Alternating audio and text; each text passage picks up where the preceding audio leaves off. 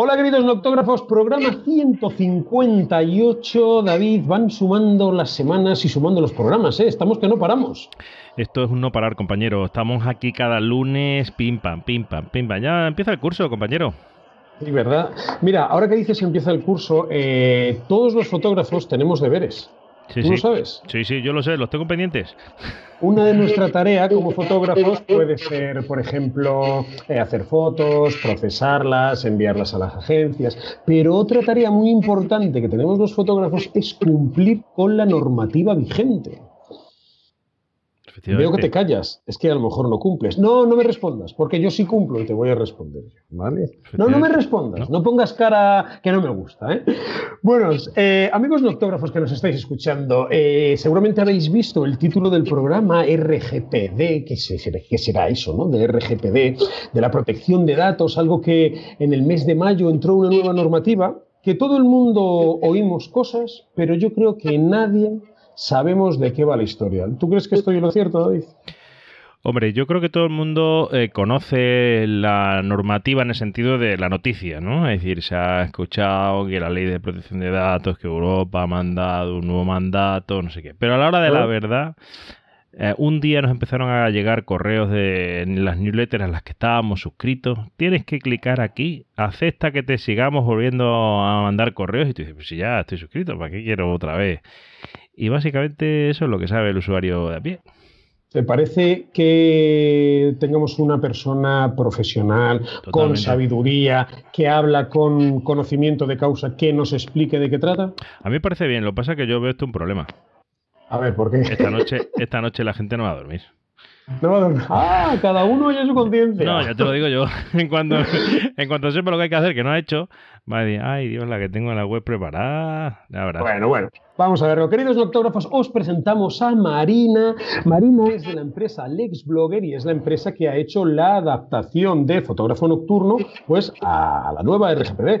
Marina, bienvenida al podcast. Estoy encantada de estar con vosotros, que me hayáis invitado, aunque parece un tema un poco extraterrestre, ¿no? Para la gente que se dedica al tema de la fotografía, hablar de legalidad y de RGPD. En el fondo os afecta muchísimo a todos los que trabajáis con temas de imágenes, porque la imagen es un dato de carácter personal, sobre todo cuando evidentemente estamos hablando de imágenes que se realizan a personas. Y este es un reglamento que vamos a intentar desgranarlo para hacerlo lo suficientemente ameno y entender que nos puede aportar muchísimas más ventajas a nuestra profesión de la que creemos o de la que entendemos, porque siempre nos quedamos con la parte negra del asunto, que es la parte de las sanciones, ¿no? La parte que más duele, pero tiene muchísimas ventajas que sería interesante que tengamos en cuenta a la hora de incorporar este tipo de regulaciones a nuestro trabajo, a vuestro trabajo concretamente, que es el de fotógrafos. Genial. Efectivamente, ahora cuando habías dicho lo de vamos, tiene ventaja, yo la primera que pensaba digo, no comerte la multa. O sea, la primera ventaja. O sea, Pues ya verás que no, ya qué verás que bien. no, que te voy a sacar de esa Lo que voy a aprender creencia, hoy. sorprender, sí. Marina, yo te planteo dos escenarios, ¿vale? Por un lado, el fotógrafo profesional que vende productos, ¿vale? Que necesita tener base de datos, que quiere tener base de datos, y por otro lado, el fotógrafo aficionado que mantiene un blog, que mantiene una página web, pero sin ánimo de lucro, simplemente por compartir sus fotografías. En ambos casos, que es una situación muy real en el día de hoy, en ambos casos, las webs tienen un formulario. Hola, pues ¿quieres que te envíe mis noticias? Cualquiera de los dos. Los dos tienen que cumplir con este formato de ley que tenemos ahora. ¿Cuál sí, cuál no? ¿De qué manera? Los dos, y por una sencilla razón que vais a entender rápidamente.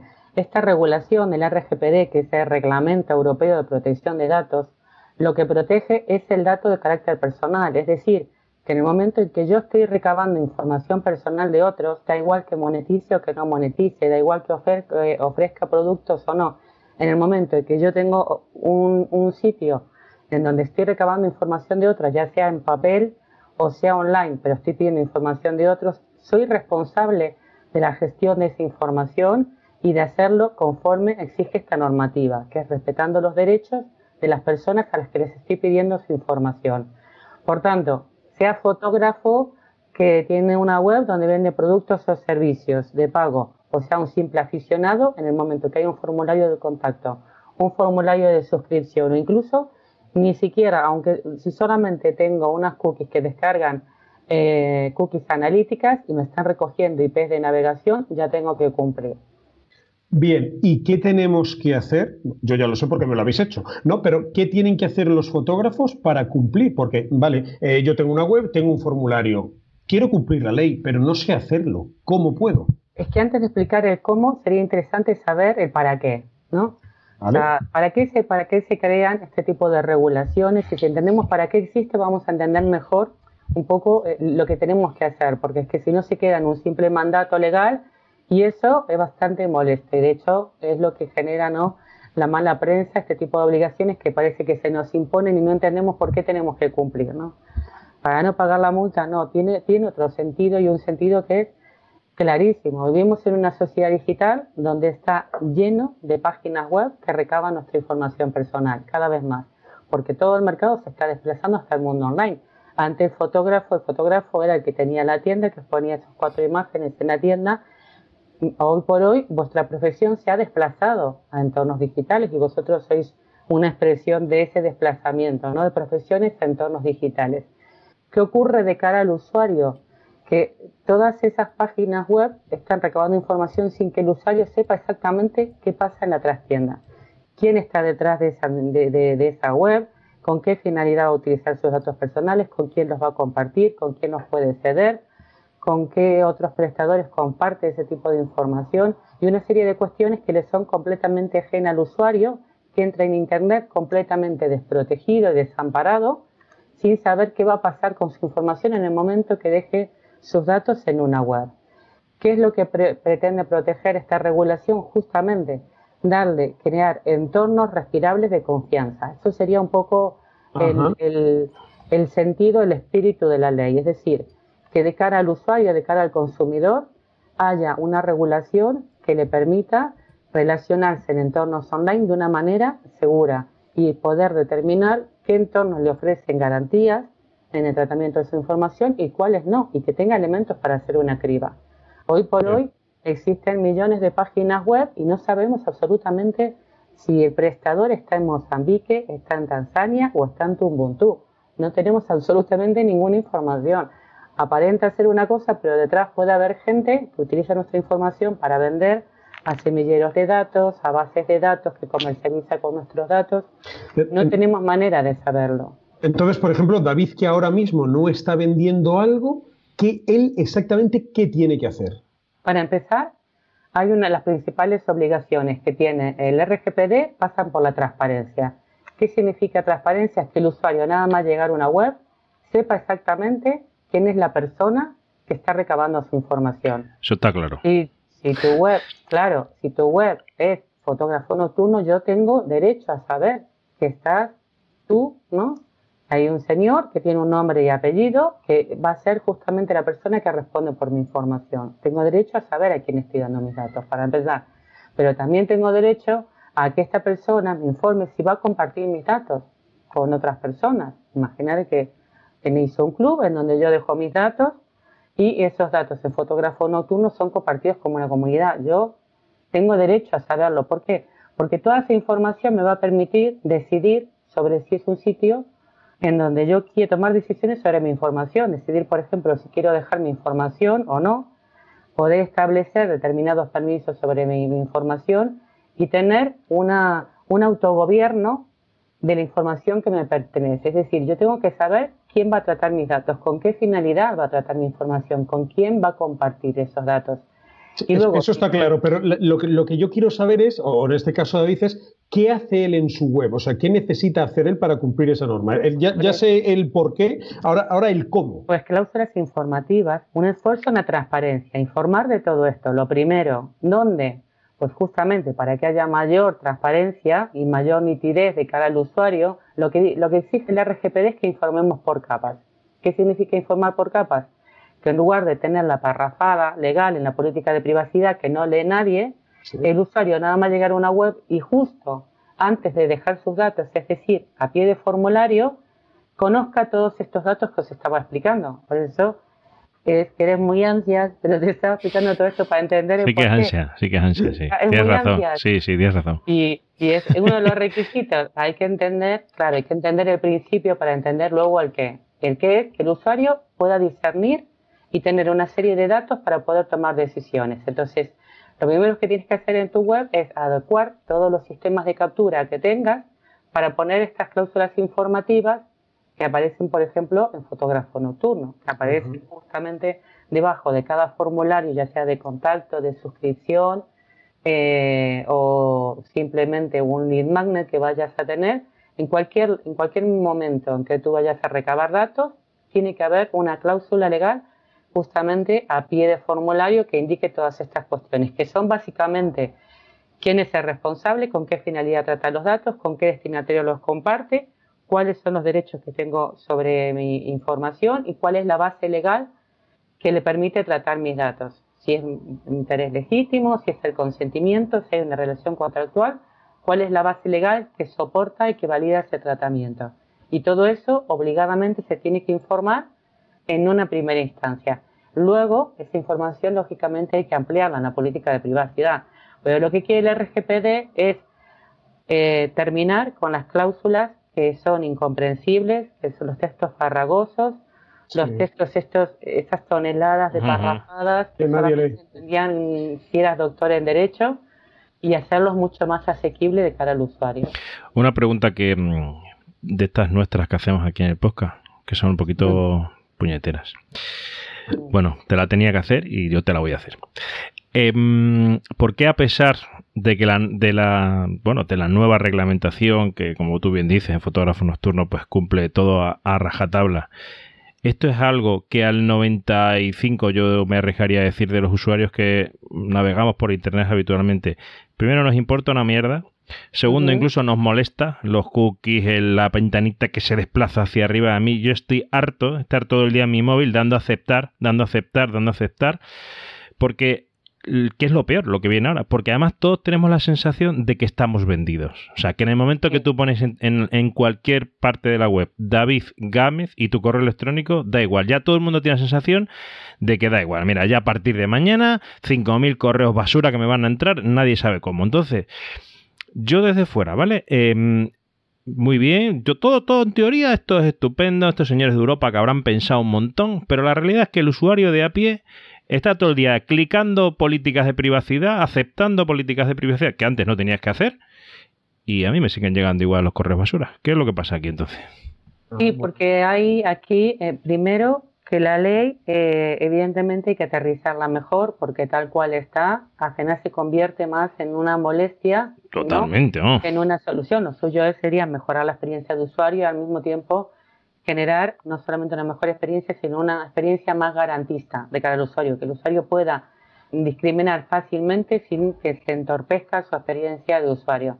El tema de las cookies es un tema que está medio de ser. ¿Por qué? Porque es una regulación que está en tránsito, digamos. Estamos hacia la aprobación de un nuevo reglamento en torno a las cookies, que es el iPrivacy, que viene a reemplazar lo que es la LSCI actualmente, y que una de las cuestiones que propone es que las cookies directamente uno las pueda seleccionar desde navegador, es decir, que no tenga que estar haciendo esa selección absurda cada vez que entra a una web, si no, porque es súper molesto, sino directamente que uno pueda obligar a los navegadores a que tú directamente, una vez y para siempre, determines las opciones respecto a las cookies, es decir, que establezcas si quieres cookies publicitarias o no, si aceptas cookies analíticas, si aceptas determinado tipo de cookies de afiliación, en fin, que la puedas desgranar a esas cookies y que tú ya al navegador le digas qué tipo de cookies aceptas y qué tipo de cookies no, y que las páginas se desentiendan del tema de cookies. Claro, es que yo pienso que la ley no puede estar por encima de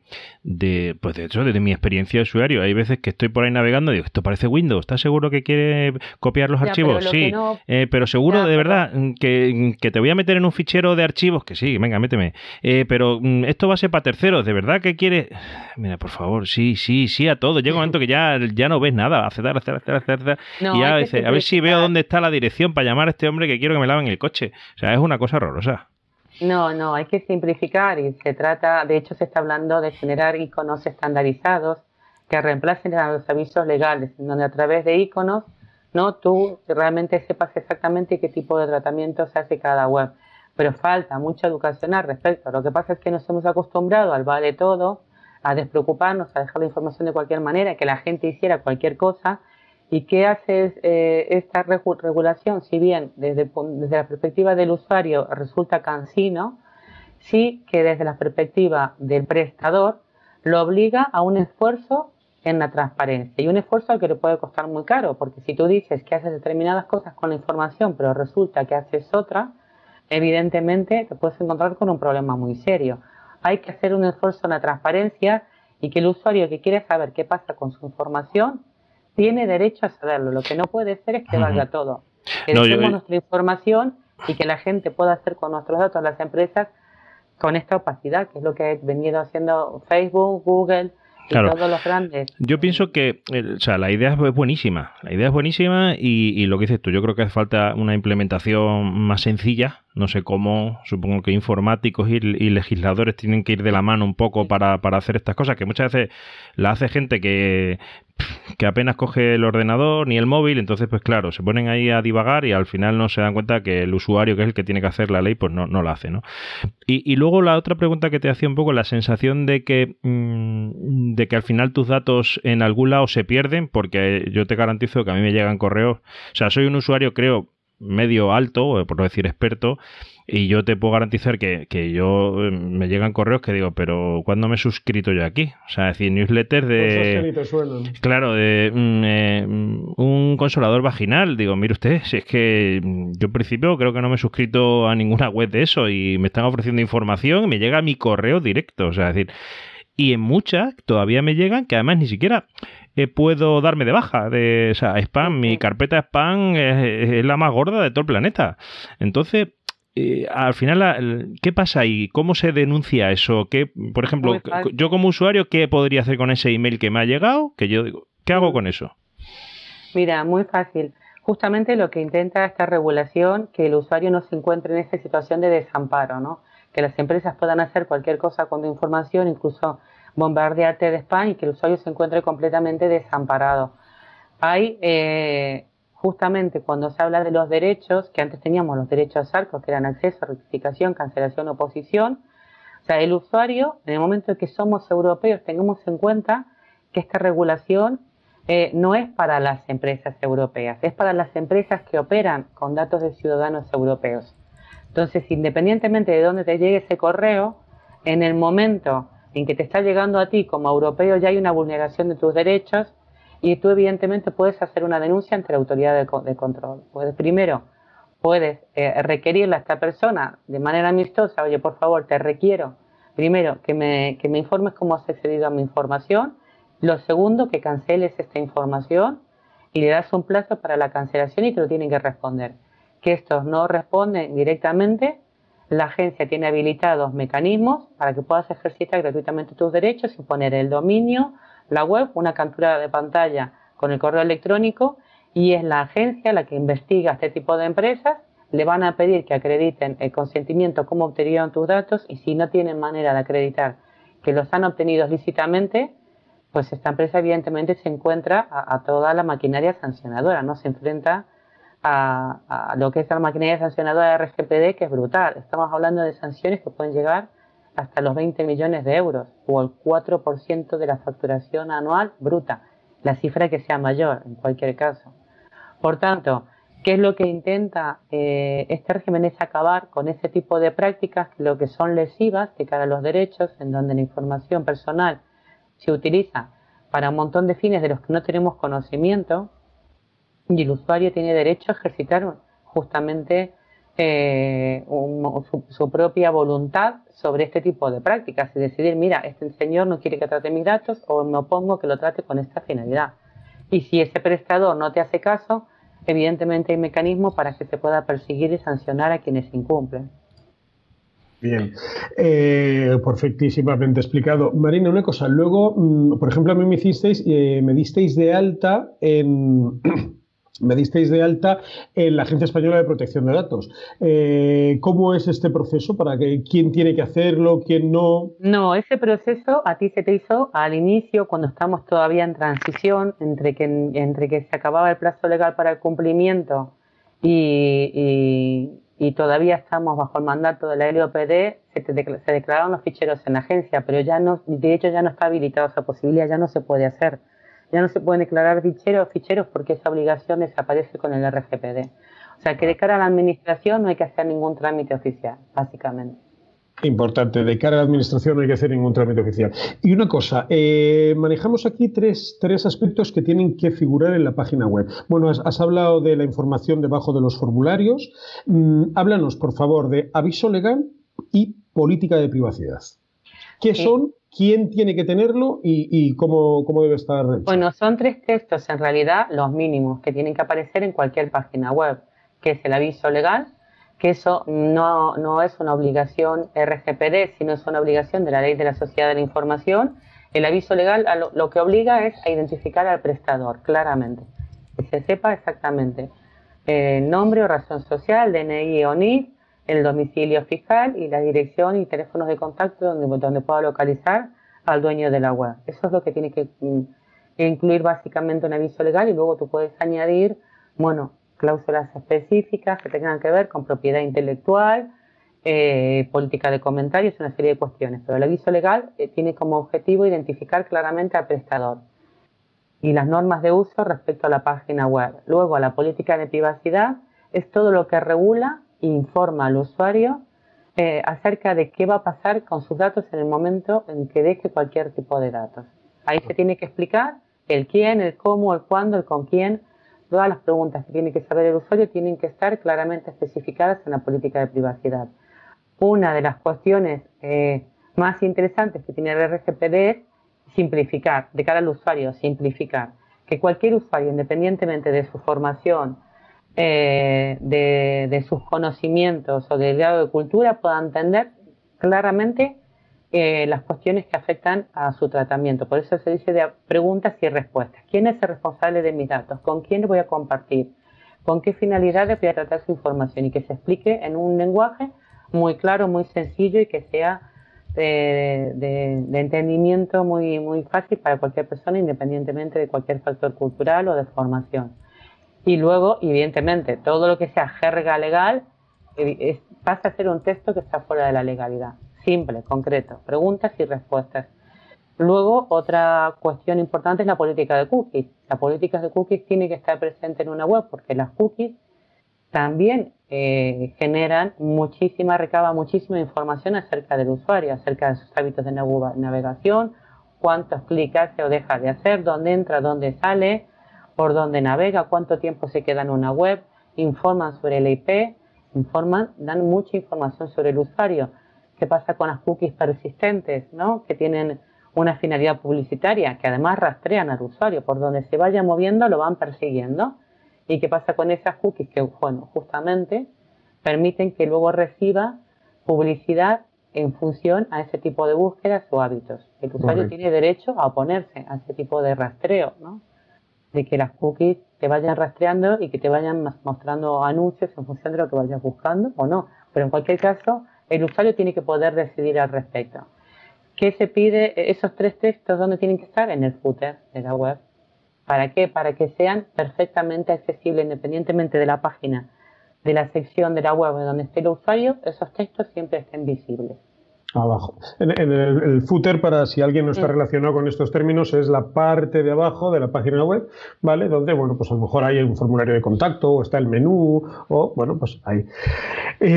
¿Cuántas cosas interesantes, Marina? Una cosa, vamos a ver, cuando entró el 25 de mayo, entró el RGPD, las empresas empezaron, pues lo que decía David, ¿no? A enviar correos de, oye, esto ha cambiado, necesitamos que nos confirmes que realmente aceptas nuestra política de privacidad para que podamos estar en contacto contigo. Sin embargo, y corrígeme si me equivoco, yo tengo una información de la cual no estoy seguro y tú me vas a ayudar. Imagina que, por ejemplo, una asociación fotográfica sin ánimo de lucro tenía bueno, pues unos mails de sus socios que había adquirido previos a el RGPD. Si esta asociación, porque en España hay un montón de asociaciones de fotografía que la mano meto en el fuego que no tienen ni idea de esto, ¿pueden seguir comunicándose con sus socios sin ninguna hay que clicar otra vez, ¿verdad? Sí, sí que lo pueden hacer.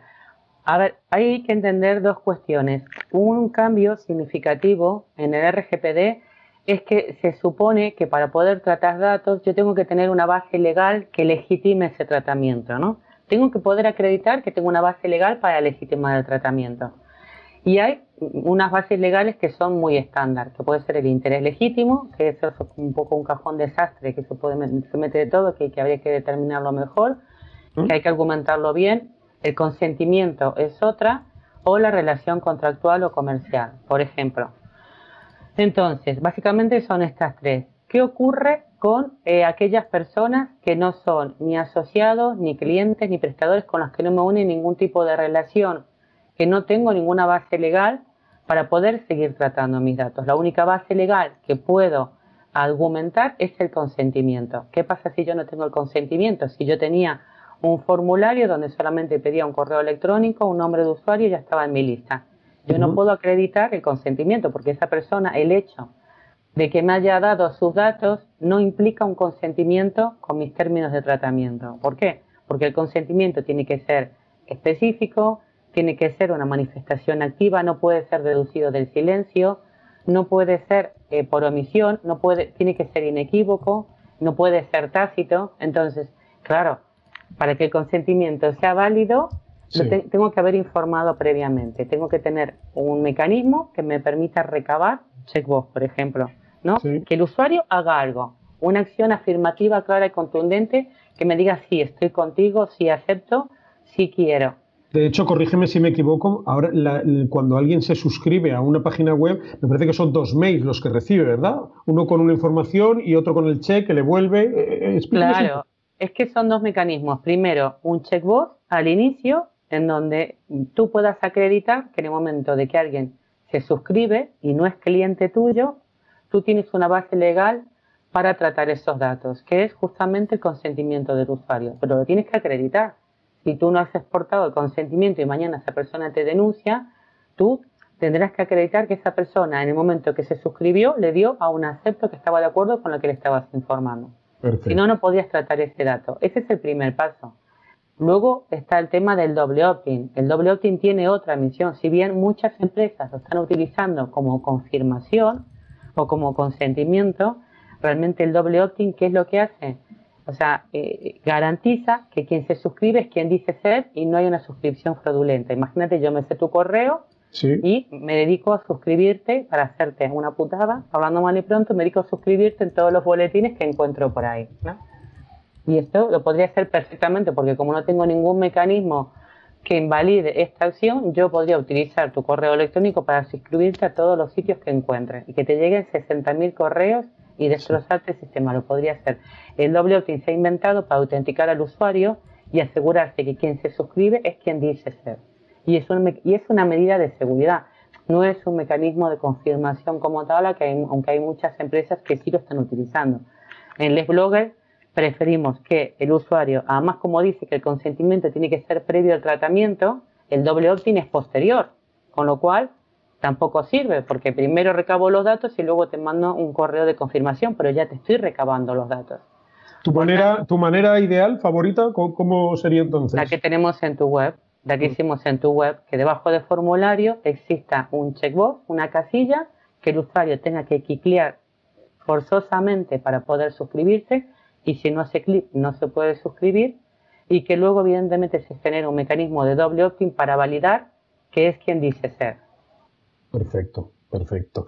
Mira, David, lo que tú decías antes, que recibes correos que no sabes de dónde vienen, nosotros en todas las newsletters que enviamos, al pie del email, siempre la gente tiene la posibilidad de borrarse de la lista. El famoso unsubscribe. ¿Verdad, Marina? Esto es otra cosa importante. Obligatorio, exactamente, porque otra de las características que tiene que tener el consentimiento es que sea revocable en cualquier momento. Inmediatamente hay que darle una opción al usuario para que si ha dado un consentimiento previo lo pueda revocar al minuto siguiente. Y para eso, bueno, la mayoría de las herramientas de mail marketing ya incluyen, ¿no? Sí. Este botón para suscribirse, pero de todas maneras en cada correo hay que informar, oye, recibes este correo porque en su día te has suscrito al boletín de fotógrafo nocturno, tal. Tienes Claro, estos derechos y tal. la paradoja se produce cuando tú no te has suscrito, pues claro, ¿para qué te van a mandar una newsletter con baja? Dices, si no te has suscrito tú, ¿para qué te va a dar la baja de algo que no te has suscrito? Tú tranquilo, que yo te voy a seguir mandando basura. Claro. Es correo electrónico, claro. llevar la captura y es la agencia la que luego investiga. Como todas las web tienen un dueño, aunque no lo pongan, todas las web tienen un dueño y tienen un registro. Entonces simplemente van contra la web. Ellos en el momento que hay una denuncia tienen que investigar. Lo que pasa es que yo creo que el usuario, esto es como lo de la subida del combustible, ¿no? Yo creo que al final un poco, estoy haciendo un poco de abogado del diablo, pero bueno, así estamos los tres, ¿no? Pero un poco la sensación que tiene el usuario es decir, bueno, me la tengo que comer y ya está. O sea, es decir, la sensación, porque yo, claro, la pescadilla que se muerde la cola, como nadie denuncia, sigue habiendo miles de spam, claro, y es como lo de la gasolina, ¿no? Venga, pues otro euro más a la gasolina, pues ya está, si es que tengo que llenar. Yo, como le dice el otro, no, yo siempre he hecho 10 euros, ya, pero que andas menos cabe. Un poco sí, hay un hartazgo generalizado. Sí. De hecho, yo que tengo un morbo muy peculiar con el tema de las sentencias, porque cada vez que hay una sentencia de la agencia, las publican y la leo, y me da un morbillo especial ver justamente las sanciones, pues donde más se sanciona es en el tema de comunicaciones electrónicas no deseadas. Sí, sobre todo. Que hay sanciones, pero millones de gente que denuncia cada vez más, además que la agencia publica todas las actuaciones a final de año, sacan las memorias anuales y claro, año por año se ve exactamente cómo la cantidad de denuncias y cómo se van incrementando. Eso significa que los usuarios cada vez están más hartos, cada vez conocen totalmente. Más derechos, es que es masivo, el abuso es masivo cada vez más, sí. Y Marina, ¿y esas sanciones están siendo a empresas pequeñitas, grandes, de todo tipo? De ¿Por todo dónde? tipo. Sí. La agencia, así como sanciona a Facebook, y de hecho lo sancionó el año pasado por ceder los datos a WhatsApp sin consentimiento expreso de los usuarios, es decir, que voy a ser malo, que sepamos. A WhatsApp que sepamos. Que yo creo que... y mucho más. No, pero ahora Facebook ya avisa a quien se cede, porque la agencia obligó a explicar exactamente quién cedía, pero en su momento hizo una adquisición, con lo cual todos los datos de WhatsApp se importaron directamente a Facebook cuando habían dicho que no lo iban a hacer, que no iban a compartir información. Lo colaron en una cláusula donde no tenías ninguna opción a oponerte, no te daban opción, simplemente informaban y la agencia consideró que era una cesión ilegítima y por tanto les causó una sanción en condiciones. No estaba el RGPD en marcha, sino otra historia. Más gordo hubiera sido, sí. Hubiera sido mucho más, pero bueno, han sancionado desde peluquerías, centros de belleza y hasta ahí a sanciones a fotógrafos que luego puedo compartir porque hubo una denuncia justamente de una persona porque habían puesto las fotos de su menor en el escaparate sin pedir el consentimiento para poner que hay que tener cara, macho, que ya es esta imagen. Pero bueno, ocurre que haces una foto bonita y lo pones en el escaparate como exhibiendo, pero para eso tienes que tener evidentemente la autorización, claro. Tienes que tener una autorización. Claro. Pero mira, ¿y qué podrías decirnos precisamente de hacer fotos en la calle, ¿no? Donde puedo estar fotografiando cómo de llena está la calle Preciados en el centro de Madrid, la Diagonal en Barcelona o la Giralda en Sevilla, y resulta que sí, lógicamente salen personas, pero que no son el objetivo de mi foto, ¿vale? Claro. O sea, no es un retrato de una persona, no es un primer plano de un niño o de un viandante, simplemente pues estoy haciendo una fotografía porque soy turista y luego tengo un blog donde pongo mis fotos. Ilústranos un poco sobre eso. No, en este caso se contempla y de hecho se discrimina perfectamente cuando no es una foto donde el objetivo no es la persona y aparecen personas en un segundo plano que no son el objetivo de la imagen, o sea, se llaman fotos en vía pública donde evidentemente no hay un protagonismo, a menos que alguien, y a mí me ha pasado estando en Marruecos, que le pides permiso a la gente, oye, quiero sacar una foto a un mercado, y a la gente, un poco, si hay alguien que esté en primer plano, nuevamente le dices, ¿te importa? Porque sí que se sienten molestos si se sienten fotografiados, pero en general no debería haber ningún problema. Otra cosa es qué ocurre con las imágenes que, por ejemplo, se hacen en una boda, o en un bautismo, en un evento privado que no es la vía pública, y luego se suben, ¿no? Se suben a redes sociales para compartir el trabajo de la boda, y esto se hace mucho, que haces unas fotos muy bonitas de unas bodas con una pareja y quieres, poner en tu portfolio las fotos de la boda o el bautismo o un evento privado. Pues en ese caso, evidentemente, no se puede hacer sin que haya un derecho de cesión de imagen por parte del afectado o los afectados de estas imágenes, y se redacta una cláusula donde tienen que poner por escrito que aceptan que se publiquen las fotos en el medio en donde la vas a publicar con el fin que lo vas a publicar. Ayer mismo yo firmé esa hoja, comencé un curso y bueno, lo primero que nos dieron, pues entre otras cosas fue esto, ¿no? Firmar un papelito porque si hacían algunas fotos del curso, pues querían luego pues ponerlo en su página web y demás, tuvimos que autorizarlo. Exacto, una formación, por ejemplo, es un claro ejemplo. Sí. Estás dando una formación y quieres sacar fotos justamente de los alumnos y de la formación, pues en esos casos lo normal es que tú digas, mira, queremos sacar fotos del evento para fines promocionales, para publicarlo y demás. Se le pide con la inscripción directamente, se le hace firmar un consentimiento para poder publicar las imágenes. Y en los colegios igual. En los colegios esto es un tema bastante muy delicado, porque estamos hablando de datos de menores que muchas veces se sacan fotos a menores o en un parque y demás. Con los menores hay que tener especial cuidado, porque ahí sí que tiene que haber una autorización por parte de los dos padres, que no vale con una. Ya hay sentencias judiciales que dicen que tienen que ser los dos, porque muchos padres están separados.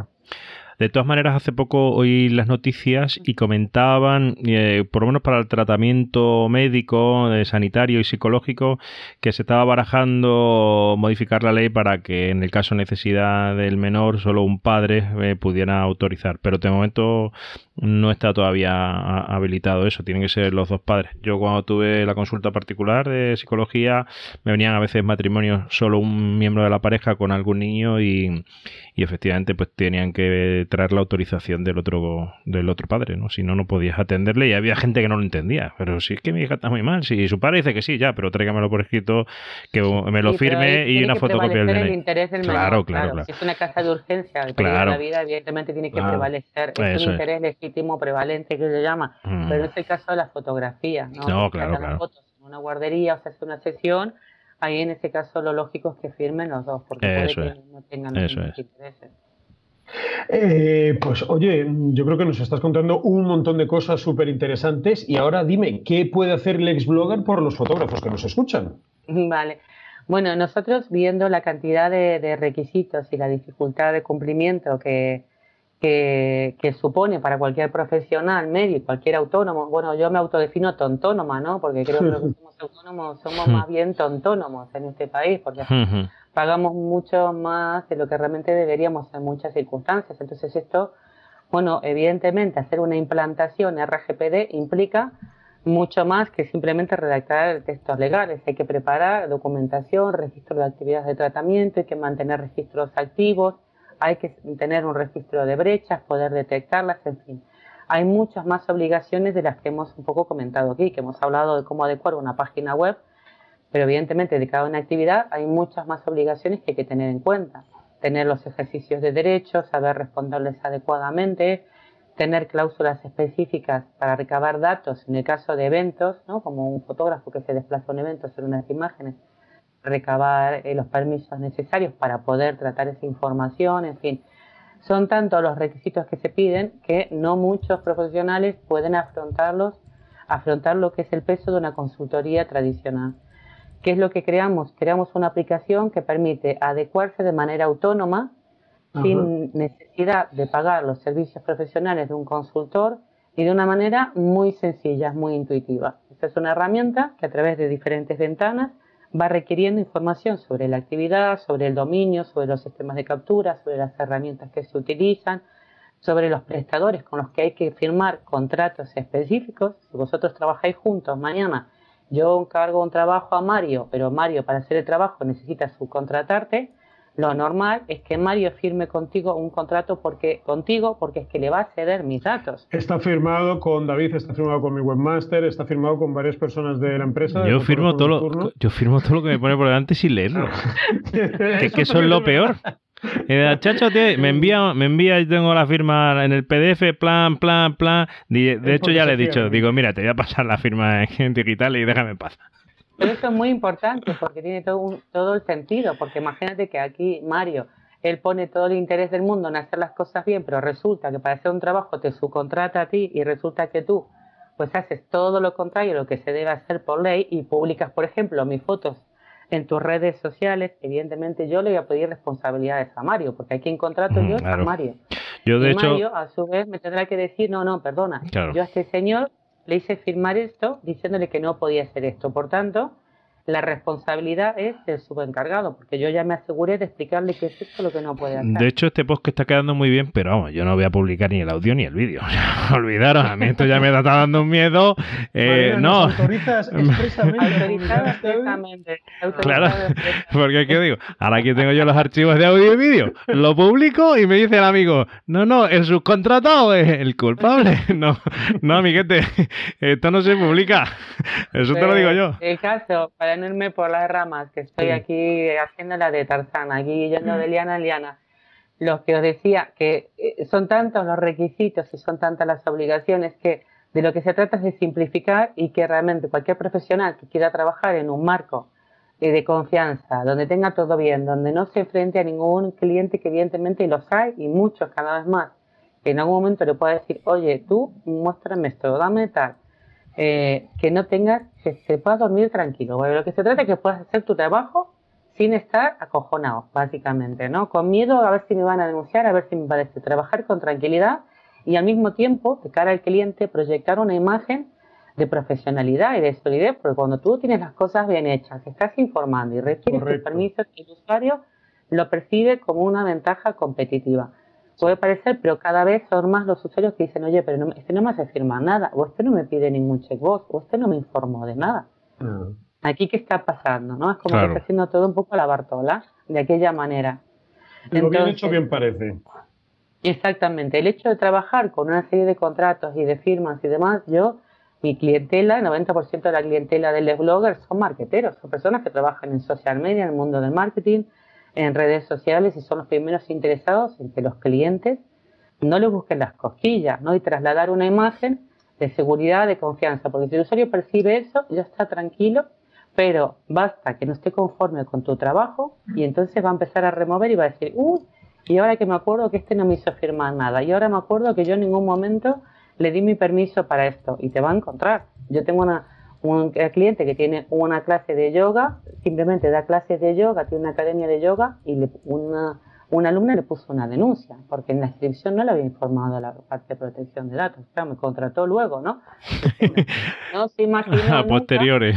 Claro, pero no se imaginó nunca que una alumna le iba a denunciar ante la agencia porque no haberlo informado en las clases de yoga. Estamos hablando de una academia chiquitita de 20 alumnos. Entonces, es decir, a mí no me va a pasar nada, o esto nunca me ha pasado, no pasa hasta que pasa. Hasta que pasa. Entonces, tener las cosas bien atadas traslada otra imagen y tú estás tranquilo. ¿Qué permite la herramienta? Solucionarlo todo a golpe de clic. Es decir, vas incorporando todos los datos de tu actividad y luego la herramienta va generando todo lo que necesitas implantar en tu día a día, para la parte offline como la parte online. Te genera todos los documentos, los avisos y te da una guía de qué es lo que tienes que hacer con cada cosa. Entonces, es muy sencilla, tiene un precio muy asequible, que son 120 euros más IVA, que cualquiera lo puede asumir, y evidentemente te olvidas de problemas reales, porque si en algún momento tienes cualquier tipo de inspección, lo tienes todo en la herramienta, absolutamente todo. Tienes los contratos, tienes las acreditaciones, tienes todo, absolutamente los textos legales que los puedes actualizar, porque cambias cualquier dato en la herramienta y te actualiza todas tus políticas. Entonces, permites, claro, cumplir de manera continuada, ¿no?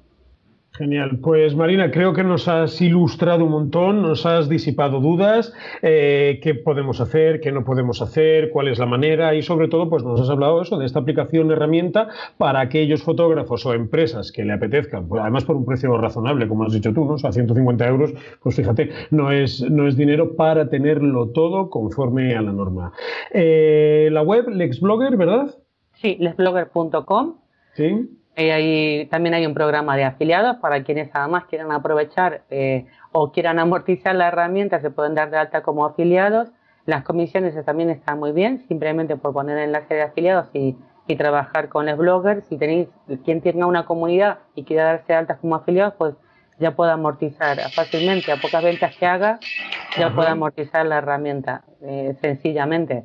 Y luego, evidentemente, hay un equipo de profesionales, que eso también hay que decirlo, continuamente hay profesionales especializados en derecho digital que estamos continuamente actualizando revisando todo. y actualizando la herramienta. De hecho, ya vamos por unos 600 tickets solamente en los últimos 2 meses que le hemos hecho a los desarrolladores con nuevas actualizaciones y nuevos documentos y nuevas herramientas nuevas soluciones que está generando la herramienta. Qué bien.